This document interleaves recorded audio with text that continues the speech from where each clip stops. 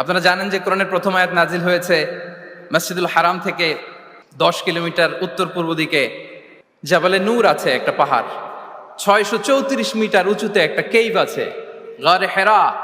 ওই হেরা গুহায় শুরু হলো কোরআনের এই নাজিল হওয়ার প্রক্রিয়া। এরপর রাসূল সাল্লাল্লাহু আলাইহি ওয়াসাল্লাম মক্কা থেকে মদিনায় গেলেন, সেখানেও নাজিল হতে লাগলো। এই কোরআন কখনো নাজিল হয়েছে ঘরের ভেতরে, কোরআন কখনো নাজিল হয়েছে বাজারে, কোরআন কখনো নাজিল হয়েছে সফরে, এই কোরআন কখনো নাজিল হয়েছে যুদ্ধের ময়দানে, এই কোরআন কখনো নাজিল হয়েছে আল্লাহর আরশে। তার মানে রাসূল যেখানে, কোরআনও সেখানে। কতটা ইন্টারেক্টিভ কিতাব!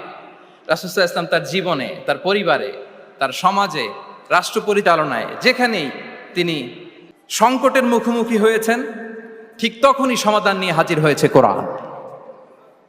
এজন্য এটা হচ্ছে the most interactive and relevant book to human being, সবচাইতে প্রাসঙ্গিক জীবন ঘনিষ্ঠ একটা কিতাব।